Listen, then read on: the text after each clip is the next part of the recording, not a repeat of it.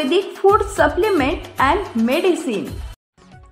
शरद पवारांच्या राष्ट्रवादी काँग्रेसचे प्रदेश अध्यक्ष जयंत पाटील हे भारतीय जनता पार्टीच्या वाटेवर आहेत की काय, अशी चर्चा राजकीय वर्तुळात दबक्या आवाजात सुरू आहे। या चर्चेला कारण ठरत आहे भाजपाचे मंत्री आणि माजी प्रदेश अध्यक्ष चंद्रकांत पाटील यांनी केलेलं एक विधान।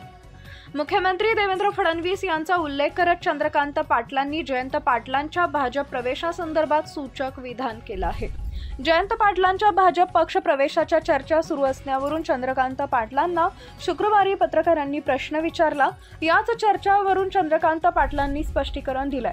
सांगलीमधील मिरज इथं पत्रकारांशी संवाद साधताना चंद्रकांत पाटलांनी जयंत पाटलांना भाजपमध्ये येण्याचा निर्णय देवेंद्र फडणवीसच घेतील असं म्हटलं आहे। असा निर्णय झाला तर ते काय करणार हे सुद्धा चंद्रकांत पाटील यांनी यावेळी सांगितले।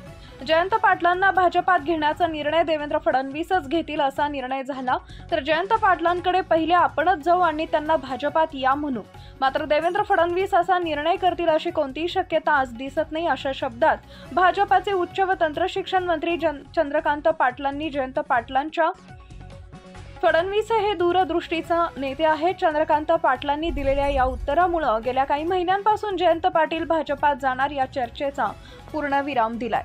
मुख्यमंत्री देवेंद्र फडणवीस हे दूरदृष्टीचे नेते आहेत, त्यांच्या मनात काय चाललंय हे कोणालाही कळत नाही असं देखील चंद्रकांत पाटलांनी स्पष्ट केलंय। जयंत पाटील भाजपात येण्याचं ऍप्लिकेशन आलं का असा सवाल चंद्रकांत पाटलांनी केलेल्या या विधानावरून प्रश्न विचारला असता शरद पवारांच्या राष्ट्रवादीच्या खासदार सुप्रिया सुळे यांनी पत्रकारांना केला। तसे पुढे बोलताना म्हणाले, ऍडमिशन मागितलीच नाही तर याचा प्रश्नच येतो कुठं, असा खोचक टोलाही सुप्रिया सुळेंनी लगावला।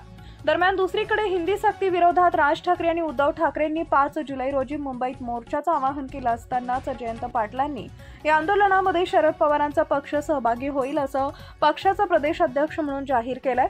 राज्य सरकार महाराष्ट्रात जी हिंदी सक्ती लादू इच्छित आहे त्याच्या विरोधात दिनांक 5 जुलै 2025 रोजी मुंबईतील गिरगाव चौपाटीवरून मोर्चा आयोजित करण्यात आला आहे। प्रत्येक मराठी माणसानं या मोर्चात सहभागी होण्याचं आवाहन मी करत आहे, अशी पोस्ट जयंत पाटलांनी केली असून पक्षाचे प्रदेश अध्यक्ष म्हणून तसं पत्र जारी केल्याचा फोटोही पोस्ट केलाय।